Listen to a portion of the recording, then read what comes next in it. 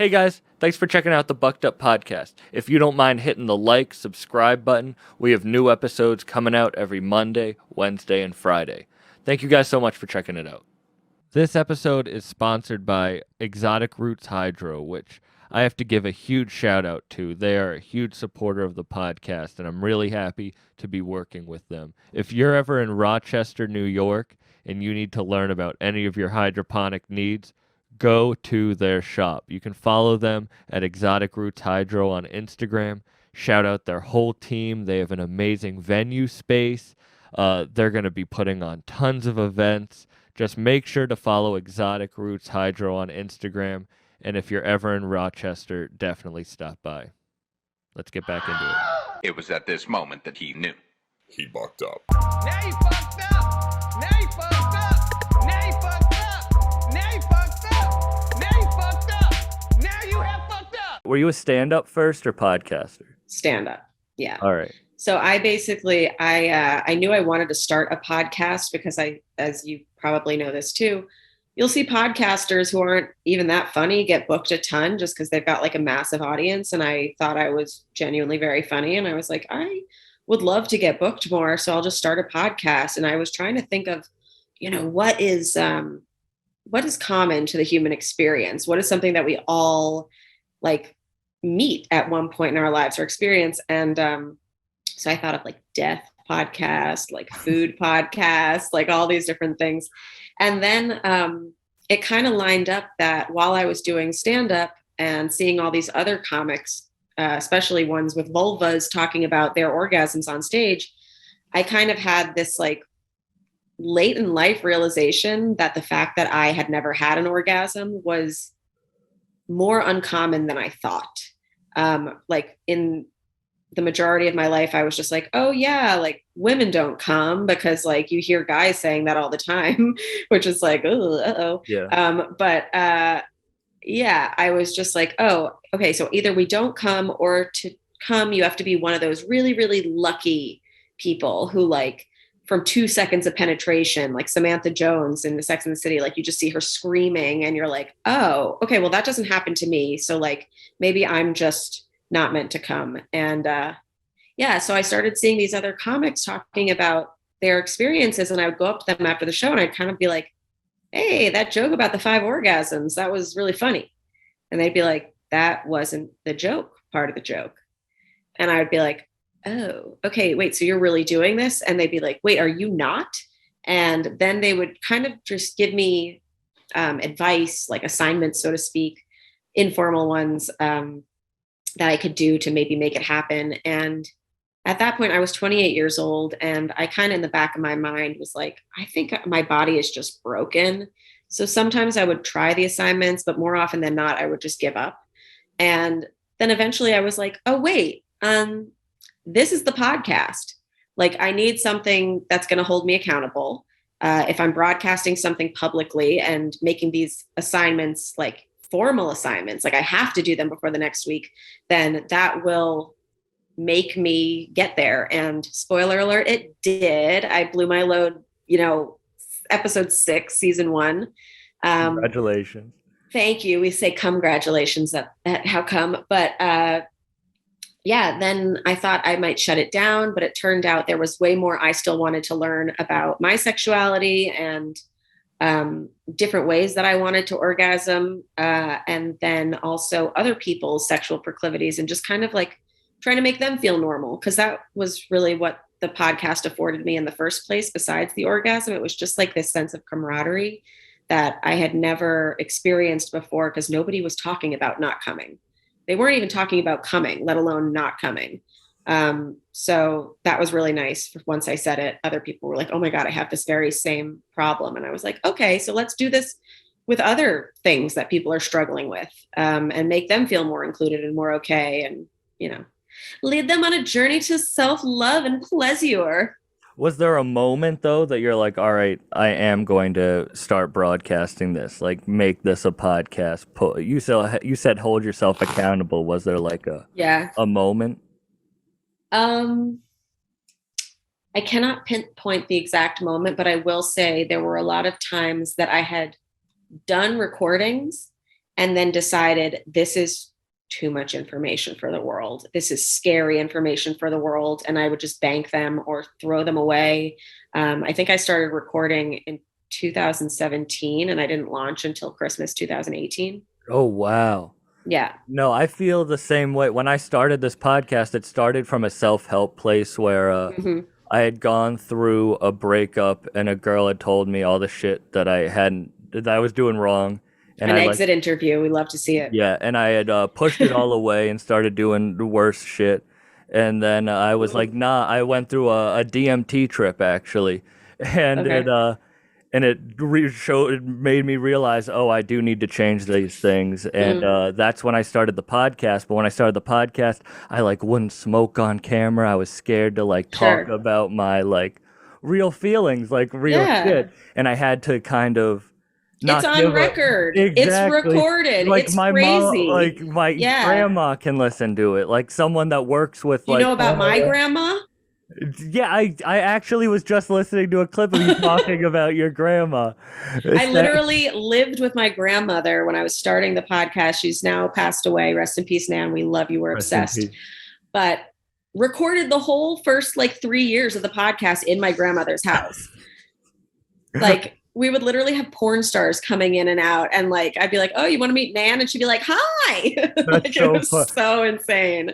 No, so I'm in my studio, my producer's studio in New York City right now, but I live at home in Massachusetts, and I travel and stay in hotels for the podcast, interviewing rappers and stuff. Oh, cool. And comedians, but this is mostly rappers, I guess now. But when I'm a rapper, yeah, sure. Yeah, you better have to spit some bar. You have to. It's a freestyle at the end of the podcast. No, I'm just. But if you slap my bum, it'll make me come. No, I'm just kidding. But I would bring these rappers into my mom's apartment, and they would be like, she doesn't really get it. So I would be like telling her stories about them being like, oh, this guy just got out of prison last week, and now he's coming over for a podcast. And like I feel like it would probably be the same way your grandma reacted.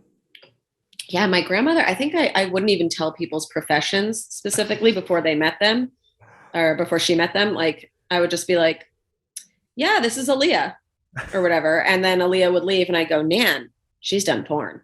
Would your grandma be cool with it? Yeah. Yeah. Yeah. Now, my mom's a big rap fan, but it was funny when I started, like she gets worried. Well, comedians, we're worrisome. Yeah. How old were you when you started comedy? That is a tough question. I think, okay, this is a long story, short story, though. You can edit out as much as you'd like. I don't edit anything. This is an unedited hour. Whoa. My rap made it in. How embarrassing. Okay. So I graduated college and I had taken a few acting classes in school because it's always something that I enjoyed. I've always been obsessed with comedy. And one day after an acting class, I got really drunk with two classmates. And one of them was like, oh, I got to go. I have improv practice. And we were like, oh, what? You do improv? And she was like, yeah, like, do you want to come? And we were like, yeah, we have this like liquid courage. Like, we'll do it. And I had the best time ever. I was just like, this is such a fun opportunity to get weird with a bunch of strangers. And then I like resumed my studies and I was trying to go into like a more traditional profession. When I graduated, I was dating an entrepreneur. And at the time I also wanted to be an entrepreneur. And I had invented this expandable leather belt loop called the Tuck. And I was like, oh, this is going to be the next as seen on TV thing. I just need to raise money for it. In raising money for it, I had to start a Kickstarter. And if you know Kickstarter, you have to make like a commercial on it. Yeah. And I was like, I could either hire an actor and like a script writer, or I could do this stuff myself. So I started writing with some of my funny friends. And I also started taking improv classes. And the thing, it made its money. It was really great. But what I really got from that is people saying, hey, the product's good, but like the commercial's awesome. Like the writing is funny and like you're funny in it. Like you should do something like this. And I was like, oh my, I really have always wanted to, but like I'm an Upper East Side, like private school kid. Like you don't throw away that education to do comedy. You marry for money and you live your life. No, so I was like, okay, this is the permission that I actually need. And I kept doing improv. And then I think I was like 24 then. And one night I did an improv jam, which is when you perform with a bunch of strangers. Again, you put your name in like a bucket. And this guy who ended up becoming my friend was like, hey, you were really good. You should do stand-up. And I was like, I've always wanted to do stand-up. Like, how do I do that? And he really taught me like the ropes of like starting your own show in the city or like getting booked on other people's shows, doing mics, all that stuff. And helped me a little bit with joke structure. And then just kind of was like, okay, you're ready. And yeah, so I guess improv was like 24 and stand-up was probably like 25. But I always wanted to do stand-up since I was like 14. Yeah, I did improv first before I did stand up because it's a gateway drug. Yeah, I went to a place called Cushing Academy, so I went private school. I got tuition there, so I had to like be all preppy with the people and doing that. I was like, improv's easy because you're not telling your truth. Like you're not like saying, but that sounds so stupid. I regret. I wish I could edit that out. But but like with stand up, you have to get up and be like, all right, you have to expose yourself. This is who I actually am. So that's why I did improv first, and it took me some time to get into stand up.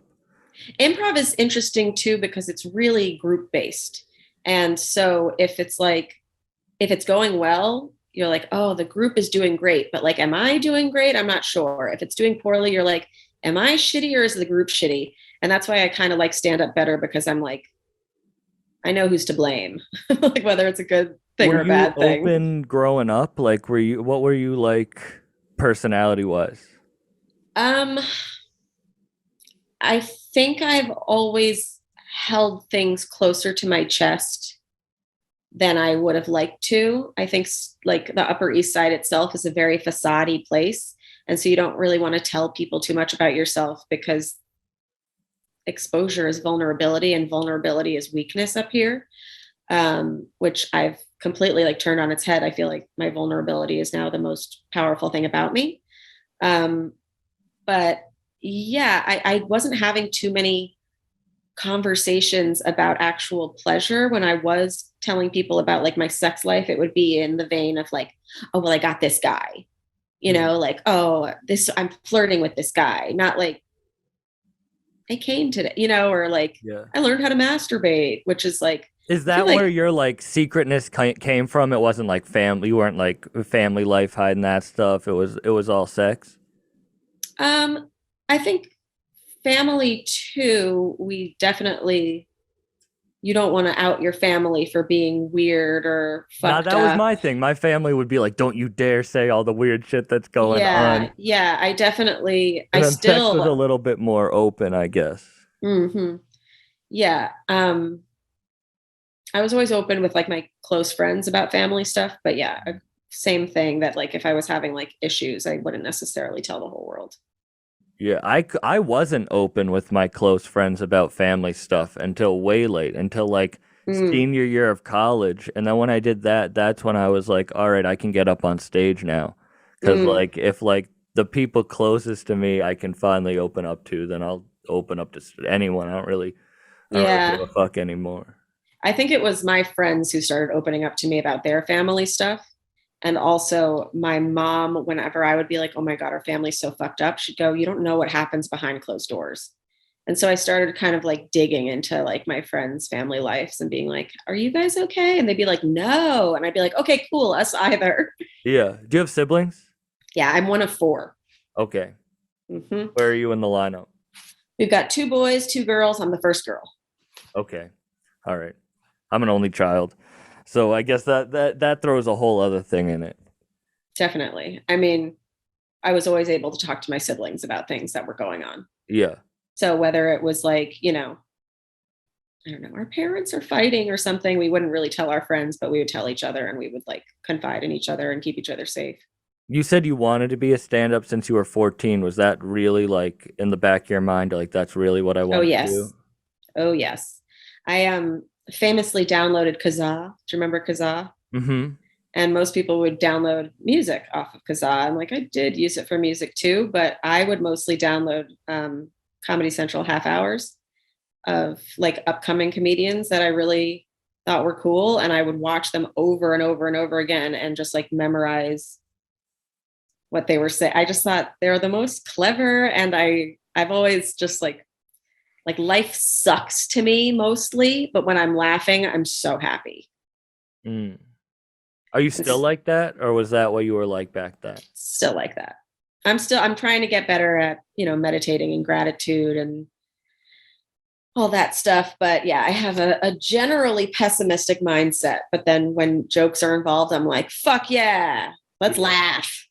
When things go well for you, when you get success, do you feel it, or are you like me, where you're like, all right, what's the next thing?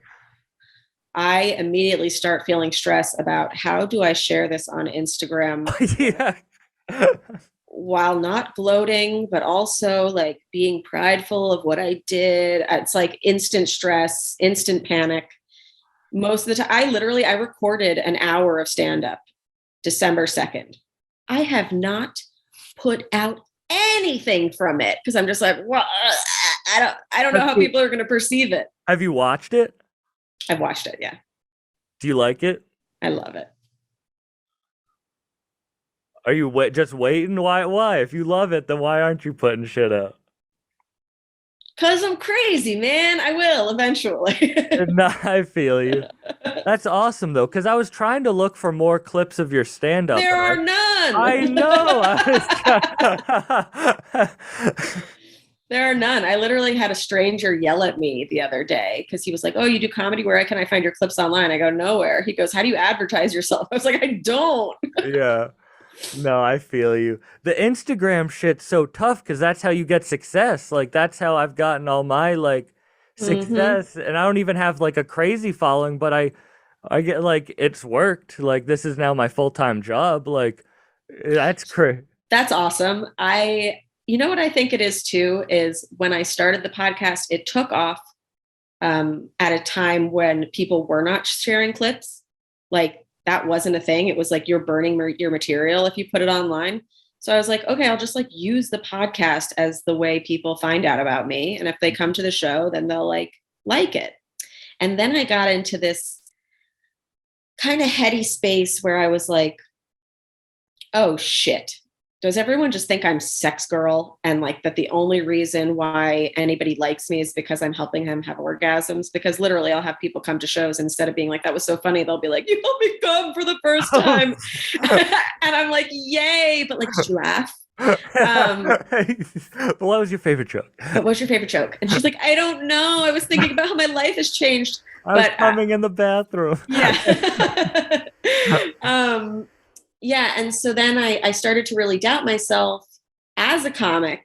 And I was like, oh shit, maybe I'm not funny. Maybe that's why I didn't take off initially. And like, I should just keep my clips under wraps. But now I'm in another place where I have this hour. I know it is funny. And I'm kind of excited to show clips because people will be like, oh shit, like she is funny. That's cool. Yeah. And if not, then I will stop posting clips. But yeah, I don't know. I think it's there's a lot of psychological stuff. Yeah, how do you get out of that box of like, I don't even think people put you in like I don't want to get put in a certain box of being like, how do you get out of that mindset? It's hard. I'm grateful to it in a way because I am happy that if somebody has their first orgasm and it's because of me or it was inspired by me or something like that, they know that I'm a hub that they can come to. I love that. I think that's great. My friend Kelly also has a podcast about being, or I don't even know. Yeah. My friend Kelly has a show about being a survivor of rape. And she was telling me the other day that a lot of people will tell her their stories too. And I'm like, that's so heavy, but like, isn't it nice that somebody knows they can come to you where otherwise they might not have anybody to talk to?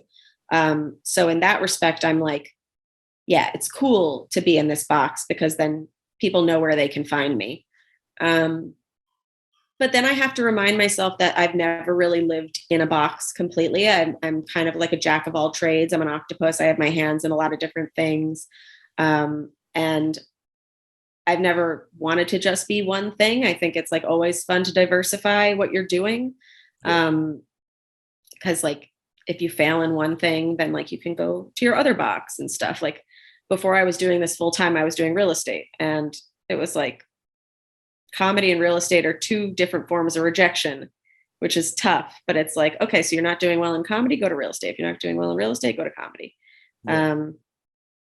So yeah, but it's tough to have to remind yourself that you are multifaceted, and that just because you branded yourself in one respect doesn't mean that that's who you are as a person. Yeah. And it's tough. It's a tough thing, because then you're like, oh, do people like me for one thing? But then you have to realize not like. Yeah. The reason I ask that is like when people come to you with personal things, is that weird to you? Because when people come to me for personal things, I almost feel weird because I don't even want people to listen to the podcast, as weird as that sounds. Dude, Like I feel I'm just you. doing it for like because I don't want to go to a therapist. Like, Yeah. you know? So like it's weird when people come up to me and say like personal things, because it's like, you know too much about me already. I feel responsible to tell the men out there that podcasting is not a supplement for therapy. That was a joke, everyone. No, I know. Go to therapy, but also, yeah. No, I agree. I think it can be tough if they ask me personal things about myself. I don't really appreciate that. Like this guy this morning slid in, was like, does squirting feel different than like a normal orgasm? And I was like, please direct this question to how come. Like, don't send it to my personal DM, because then I feel like you're trying to establish a sexual relationship with me. Yeah. And I really don't want to do that. I do not mind it when people ask me about their personal questions. Yeah. At all. That I feel like, is my job. Is it tough? Yes, it is. And especially in the beginning seasons when people would ask me things, I would kind of break down, because I was like, I don't know anything. That's why I started this, because I'm so ignorant. And now I feel this huge responsibility to tell you the right thing. And, sometimes I would just leave them unread and like not really get back to them. And now I know, if I have the answer, I will answer it. If I don't have the answer, I'll try to make an episode about it where we get an actual professional who can speak to the question. Mm-hmm. But no, I definitely don't mind. That's good then. But even like when you do stand up, mm-hmm. is your stand up? What's your? Because there are no clips. Are you personal? Are you telling stories? Like I talk a lot about the podcast, obviously, and like the journey. So there's sex jokes and all that stuff. I talk about my boyfriend and our personal life. I talk about pop culture. I love Harry Potter. I love Twilight. I do a lot of voices. So that gets thrown in there. Are you good at voices? Yes, that's my thing. Okay, I can't do any accents. I can't do anything. Oh, it's my favorite thing.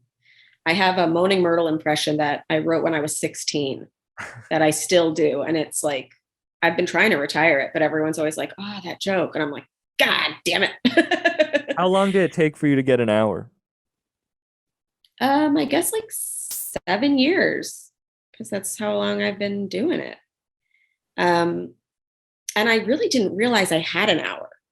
I think the pandemic was like a really nice time for me to just kind of like sit with my thoughts and my notes and like look through the different sections that I had. I was like, how much do I have on animals? Like, oh, can I put that into 15 minutes? Okay. Can I put sex into 15 minutes? Can I put weed into 15 minutes? Can I put my boyfriend into 15 minutes? Can I put TikTok into 15 minutes? Oh, okay. That's an hour. Like, so yeah, that was surprising and cool. I like literally didn't intend to do an hour. I just booked a headlining spot, and they were like, yeah, you can do a 30 to an hour. And I had recently seen this other comic on Instagram post that they had done an hour. And I've always thought they were way less funny than me. So I was like, I should just do an hour then. And so I did. You need that shit for motivation. I need that shit. Oh my God. Spite, I chew it up and I use it like rocket fuel. That's so funny. Wait, I have to read you this thing that someone commented on one of my videos today that I thought was so funny that I posted on Instagram just because they go, man, I can't even lie. I used to make fun of you way back in the day, but you really got it popping now. Good shit, man. Congrats. That's so funny. Isn't that the funny? I don't know who this is. I don't know if they mean like at the beginning of the podcast or if they knew me as a child. Like, I don't know what that is. But Can I tell you a funny similar story? Of course. Do you know Triple Crown? No. Okay, so Triple Crown was like where indie improv comedy lived. Oh. And when I was like on my improv team, we used to have a monthly show at Triple Crown, like down in this basement. And when I started doing stand-up, I was like, hey, you guys, I think I'm going to start doing this. And they were like, that's great. Like, would you like to open our shows with 10 minutes of stand-up? And I was like, hell yeah. So I would do that. And one time I was leaving the show and I saw 3 people I knew from high school, like up in the bar area. And they were like, hey, and I was like, what are you doing here? And they were like, oh, we came for the show. And I was like, oh yeah, I think it's starting right now. And they were like, no, we came for your show. And I was like, what? And they were like, yeah, we just saw you perform. We thought you'd be horrible, but you were really funny. And I was like, well, thanks. And fuck you. Yeah. Yeah. My grandma, when she met one of my exes, she was like, I don't know why he's a stand-up. He never was funny growing up. Well, I think a lot of us were quiet, right? And like, yeah. I think stand-ups aren't funny. I think regular people are funny, and stand-ups are people who aren't funny, who then try to prove it that they are funny by going on stage. 1,000%. I was actually looking at my old high school yearbook, and we had like superlatives and stuff. And one of them was dream reality. And my dream reality was makes funny jokes as my dream. And my reality was kills funny jokes. Really? Yeah. Did you put that yourself? I did. Or did they pick that for you? No, I did. Damn. That's so sad. At least I picked it though. But yeah, also it's sad that like none of my friends wrote one for me. So rude.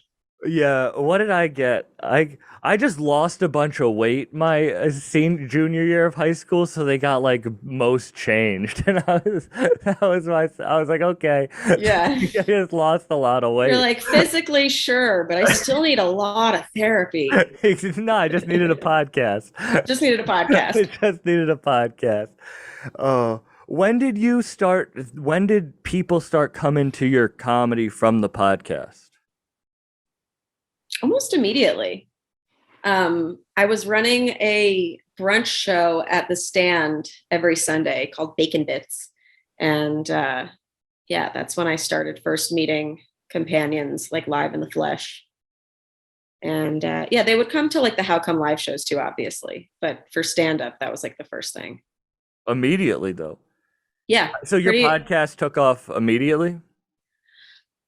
I got so lucky because this is a very niche, or it was a very niche topic at the time. Like people were not talking about a lack of coming. Yeah. I was very sought after by different news outlets. And one of them was my sister used to work with, she used to work at Last Week Tonight with John Oliver. And she was a producer and a researcher. And one of the women that she was working with eventually went to Vox to work for Explained, which is a show on Netflix. And they were putting together an episode on the female orgasm. And they were trying to find somebody who had never done it and was willing to talk about it.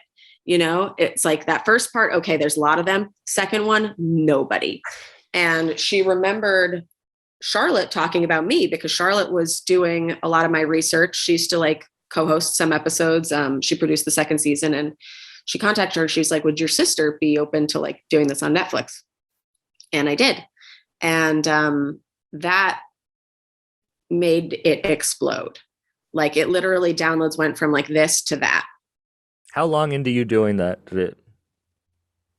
It was really early because they asked me to do it right before I had accomplished my goal. And then like 2 weeks later, I did it. And I was so scared to tell them that I'd actually come because I was like, oh my God, they won't want me anymore. Like, I can't tell them about this. But they were even more excited about it because they were like, that's kind of the point, is it's not that women can't, it's that people haven't. Yeah. And yeah, so. Wow. So really early on. Really, really early. You said you weren't able to enjoy successes. Were you able to enjoy that? Or was the you coming ruin the enjoyment of the Netflix thing? Well, I had my first orgasm and then I started crying because I was like, do I have to end my podcast? Like, you couldn't even enjoy that. I couldn't even enjoy that. Yeah, it was exciting for sure, but it was also very nerve-wracking because I was like you said, I don't even want people to listen to this podcast. Like, yes, I do, but usually I want people who are seeking me out because they have an issue, not just because like I popped up on their Netflix screens and they were like, oh, there's a lady who can't come. That felt super exposed to me. And I felt like lucky that I did come before, because if I had recorded it saying I can't, I can only imagine the amount of messages I would have gotten saying, I can get you there. Oh, you know, like that kind of stuff. And I really. Yeah, is your Instagram a toxic place? No. That's good. I have made a very hard line with people. If people speak to me inappropriately, I won't ever show their names, but I'll show the content of what they showed or sent. And I'll be like, hey, this is weird. And here's why. Or like, don't be this person. So people pretty much know not to do that to me. No, I feel you. Yeah. Because I get any like, people always tell me it shouldn't affect me, but like messages, and I definitely don't get any messages like you probably trying to fuck you. Yeah. Actually, well, this one girl messaged me. This is so crazy. Mm-hmm. She wanted me to hook up with her so I could talk about it on the podcast. Like that was her like thing. Ooh, little clout chaser. Yeah, but then it's like she's sponsoring the podcast. Like I can't do that. But no, I don't get crazy messages. This podcast is sponsored by pussy. Yeah. But I don't get, but like bad messages do hurt me. Like people say they shouldn't affect you, but like negative shit does affect me. Yeah, I mean, I've definitely had people come in. I've gotten rape threats. I block them. I have gotten people saying, you look like, what did he say? He said, I looked like Sergeant Bill or something like that. Some old Jim Carrey character that looks like this. Like he's got his like super buck teeth. He's like, you look like him when you smile. Like, and like, no wonder you're a horrible person. You're a dyke. And I had like just come out as bi. So it should have hurt me, but I was also like feeling very affirmed. Yeah. But I blocked him, like I can't care what every crazy person on the internet thinks. And especially someone who's going to send a mean message first or I don't know, I feel that predatory one. I'm like, I don't really need to waste my time on you. Yeah, no, but it did make me cry that day and I'll never like forget it. I was just like, okay, I have to like instantly block now. Yeah, no, that's probably what I should do. I'm too. Blocking is so powerful. I need to be better at that. Mm-hmm. Yeah. Blocking and muting. That's the only way you stay sane on the internet, I think. Yeah. Looking back, of course it was, you did very well with it. But like when the opportunity came, like with Netflix blowing up and all that, did you feel ready for the opportunity? No, not at all. I have an intense case of imposter syndrome still. And that's something that I have to combat like, a few times a week. Yeah. I remember actually complaining to another podcaster about my imposter syndrome. And she goes, I don't have imposter syndrome. Why should you? And I go, well, you should too. I just think as podcasters, a healthy dose of imposter syndrome is important. Otherwise, you go around thinking like your word is gospel. And like, I definitely don't think that of myself.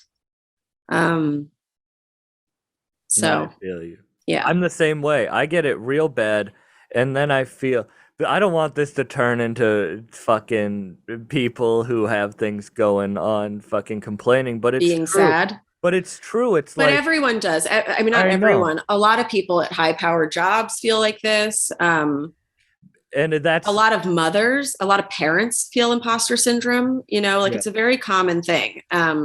Our thing is just that we decided that this was our profession, that we're interesting enough to listen to. Yeah. And so sometimes when you're not feeling interesting enough to listen to, you're like, oh, I'm such a dumbass. There's so many other funnier, smarter, more empathetic people like who should be doing this job. Yeah. Yeah. I try to the thing that does so I do 3 episodes a week and I don't miss a week. I know. And that's the one thing that's the only thing that can keep me like happy is like no matter what, I am probably working harder than like releasing more episodes than most people. Mm-hmm. And I feel the opposite in that I will take massive breaks during seasons.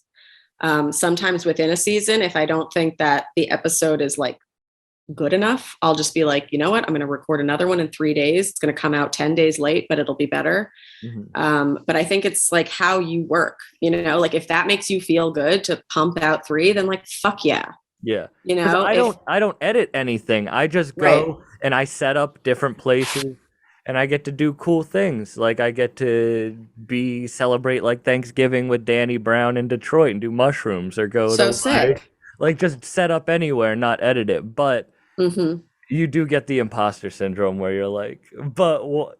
But even editing gives me imposter syndrome because I can't do it. I can't listen to I hate listening to it. I can't listen to my own voice. Oh, I'm not even saying listening to my own voice. I'm saying edited Remy, she could sound very different from Remy in real time.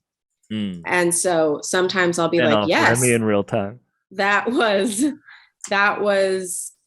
what I wanted out of the podcast. But then when people do start coming to comedy shows and they see you unedited, I think there's a little shock to their system. Yeah, that's so fun. When people come to when people see me do comedy, I'm much darker than because this is like a self-help podcast. Exactly. Like, in quotation marks, but like this is a positive podcast. And then stand-up is like, that's where I get out. That's where I like get out all my anger. Right. I mean, I have a whole, like 10 minutes on wanting to commit suicide. And when companions hear that, they get like sad, they're like, don't. And I'm like, I won't, maybe. No. Oopsie. Oops.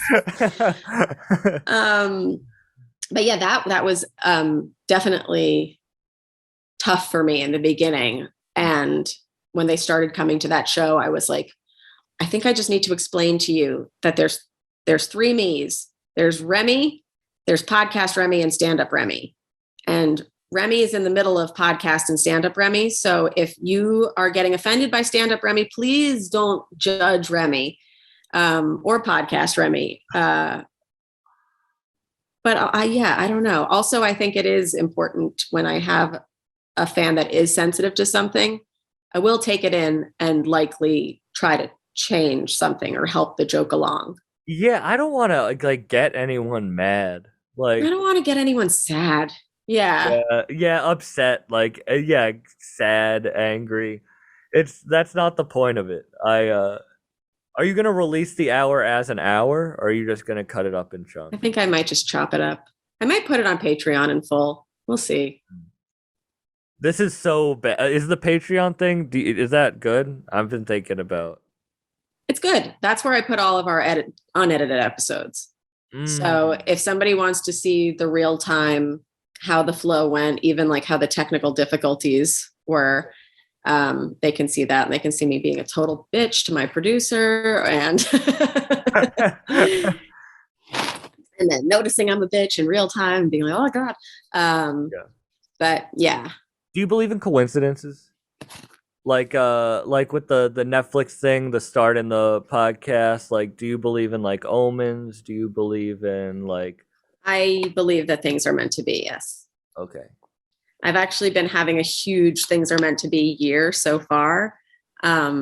Robin, my producer, who I've been working with, living in New Zealand for 3 years. We've literally been working remotely, and she just came over to the US for like her first trip and meeting me and stuff. And when she arrived, it was on 1/11. And that day, a TikTok had mentioned our podcast, and it shot us up to the top all-time charts, 1/11. And we just kept seeing 1/11s everywhere. And we were like, oh my God, this is so meant to be. This is so exciting. And now this month, everything is about twos. Because my first orgasm was on 222. Yesterday was 22222 or 2222. And we released season 5. And on 22222 will be my come anniversary. And we're going to throw like a huge stand-up show and like really celebrate it, because I never threw myself a party. Oh, that's cool. Where's the show? It's at Caveat. Okay. You should come if you can. I'll try. I'll see if I can comp you. Oh, thank you. Yeah. We only have so many, and I've got a big family, but I'll try. I can get a ticket too. I understand. Big Jewish family in New York City. I understand. It's a lot of tickets to comp. I'm not hurt about that. I'm glad. Please don't hurt. I never want to hurt. But yeah, I've just been feeling like everything's kind of been falling in place. And I even think that imposter syndrome was meant to be, because if I didn't have it, maybe I would have gotten like really big headed and said some like flagrant shit that like I don't actually believe. And so I'm happy that I've taken like moments back from the podcast to kind of like ruminate on myself before becoming ready to like lead again, so to speak. No, I feel you. I was like in a lost place for like 6 months, where I still did the podcast and all, but outside of it, you're just kind of like lost. Mm-hmm. And that's when I've been meditating and journaling and doing yoga every morning and really trying to like... Oh my God, go off. Every day, I even did it here and there. I slept on their couch last night, and I woke up early and did the my headspace and yoga. Awesome. Yoga with Sarah Beth, and then I journal, and that shit really does help. Like, yeah, it does. I need to get back into it. I meditated for like 2 months, and then I was like, I'm healed. But it's like I was taught this with a diet, because I went through like eating disorders. Same. In high school and shit, but it's like you have to choose something that there's never an end to. Like it's never like there's never an end. It's like podcasting. It's like, all right, like it's like comedy. It's like, when's the end? If you really want it to be, never. Like, and that's how I have to think about like my daily practices or my career, anything. I have to create something that is going to give me longevity that I can do. Yeah. And I think short. I do 10 minute, 15 minute, 10 minute meditation, 15-minute yoga, 15-minute journal. I do 10-minute TikTok, 10-minute Instagram, 10-minute Twitter. I try so hard not to look. I try to do it before I look at my phone in the morning. No, it's so smart. That's my boyfriend literally, he was like, because I have a phone addiction, and I do too. How many hours? I'll look at mine right now. So wait, last week it said I was down a few hours, and it was 6 hours a day. I'm at like 7 or 8. I'm not at my highest. It's been 11. I've never gotten to double digits. I've never. Yeah. I sit right around 8, 9. Lockdown was a scary place. I like lived in TikTok, but were you in the city? No, I was in Portland. So my boyfriend is a comic. Yeah, Portland, Oregon. He's a comic too, and we went out there to visit his parents like March 10th, and we were both doing some shows there. And he was supposed to go to Austin for shows then, and I was supposed to go to LA. We were going to meet back up in Houston for shows, and then LA got canceled and Austin got canceled. And everybody in New York was like, hey, maybe don't come home. And I was like, okay. So we spent 16 months locked down with his two parents, who are the loveliest people in the world. Most people would be like, that's a nightmare. It was actually like really, really fun. And it was nice to be in like a place with a lot of nature and a lot of weed. And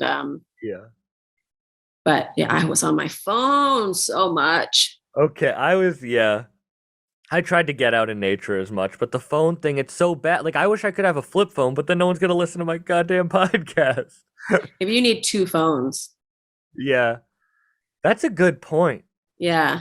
I have a lot of friends with two phones, but it's different reasons. I should have, drug dealers and sex workers. No snitching. That's rule number 2. Download Signal, baby. They're all on there. Yeah, no, I've been thinking about the two phone thing too. Actually, I don't know if you're watching the new Sex and the City reboot. You're probably not. I'm sorry. But Carrie Bradshaw. Give off that energy? I don't know. Everybody should be watching it. It's so bad. It's a fucking train wreck. It's like a how-to in not script writing. Like, it's just like, don't do any of this. But it's so bad that we love it. But anyway, Carrie, I think, still has her like weird BlackBerry for some reason, but then she's got her iPhone for like Instagramming and podcasting. Oh, like you only pick it up when you need it. Only for work. Yeah. But then that's just another expense. God damn. It is. And then I also feel unsupportive of the other artists that I follow. Like if I'm like not scrolling and not liking their shit, I'm just like, oh, that's so shitty. Like, you're such a bad friend. No, I feel you. A flip phone in the woods would be great. Getting to that point. But then I'd get so bored. Would you let someone take over your Instagram? Yeah. If they could speak in my voice and they would consult me on stuff, hell yeah.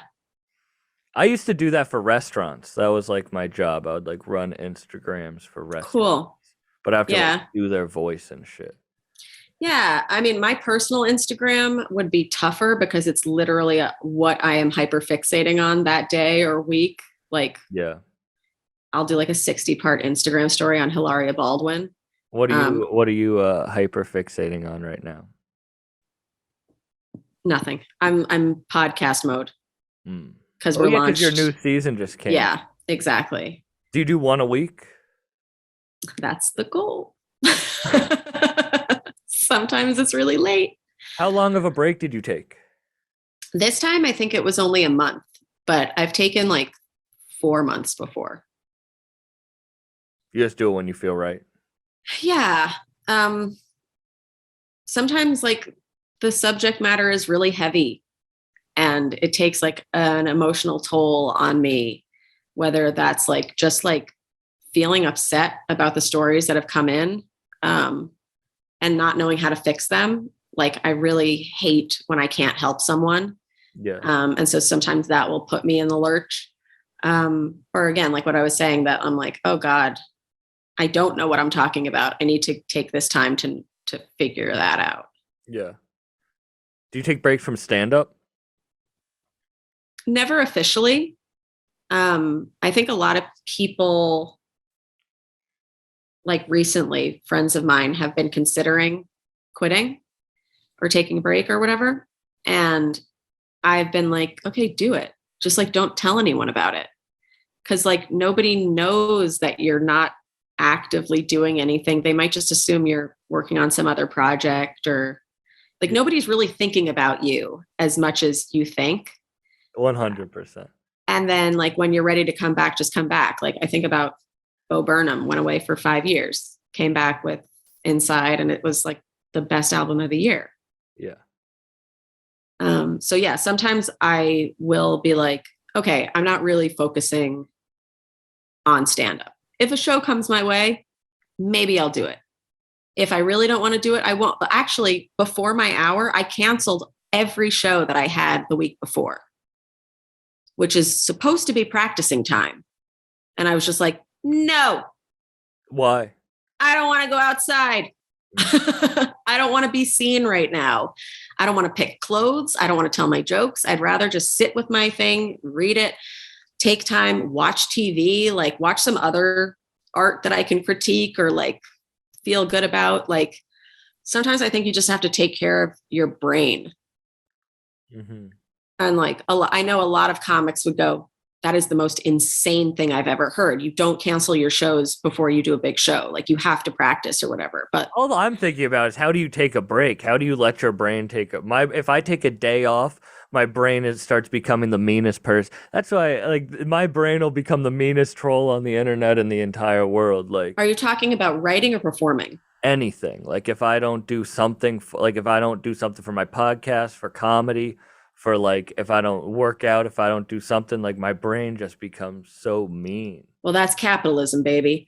But also, I'm sure you are doing other things.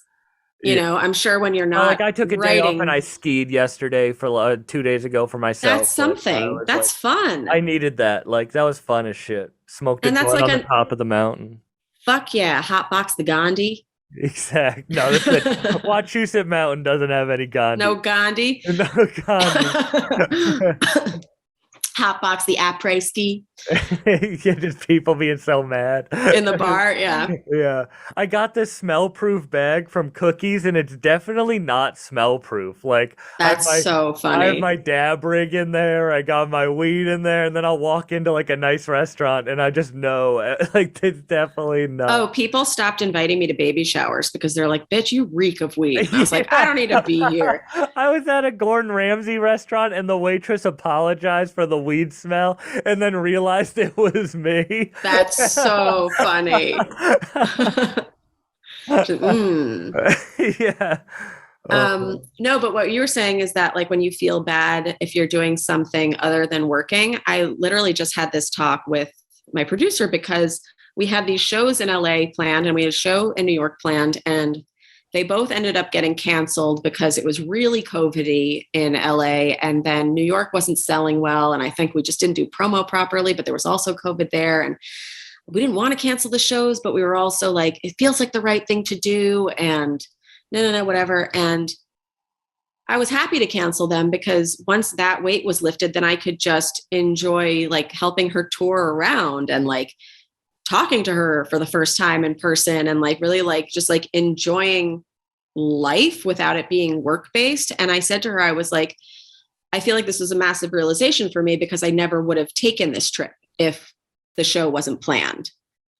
Like I wouldn't have come to LA. It wouldn't have been a thing.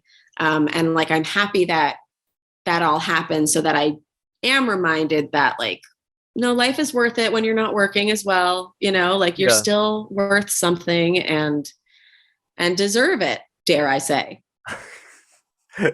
Get rid of that imposter syndrome. Yeah. But thank you for this. I really appreciate you coming on and talking with me. Oh my God, you've been so fun. This was fun as shit. Do you want to? I hate plugs, but you can plug your shit. When's it coming out? Good question. I do not know. I'm gonna be honest with you. Okay, so I like back end a lot of my episodes. I like 'cause I record. I'll do like 6 in 2 days or something, so then I don't have to record for a week. Well, if it ends up coming out tomorrow, I am opening for J.R. de Guzman at Levity Live on the 4th, 5th, and 6th. There's 2 shows every night. Oh, that's awesome. He's super funny. Hope you come. He's so funny. He's also like one of the most sensitive boys I know. And really? Okay. Yeah, we have a episode with him called How Sensitive. And so I'm really pumped to do that. It's my first time at Levity. So Long Island, come out. If this comes out after that, you have your show. Hey guys, come celebrate my own anniversary with me on February 22nd, 2022 at Caveat. 9:00 doors, 9:30 show. It's going to be a raucous good time of stand-up and first-time stories from me and our former guests. And any other shows that you might want to hear about, sign up for RemyKassimir.com or HowComePodcast.com. If you want to connect with us on the internet, I am at Remy Kassimir on Instagram, Twitter, TikTok, and How Come has those same channels as well. Man, thank you so much for coming on. I'm going to try to come to your show, and hopefully our paths cross. Yes, I hope you come. Thank you. Have a good one. Thanks for having me. Bye, everyone. Bye.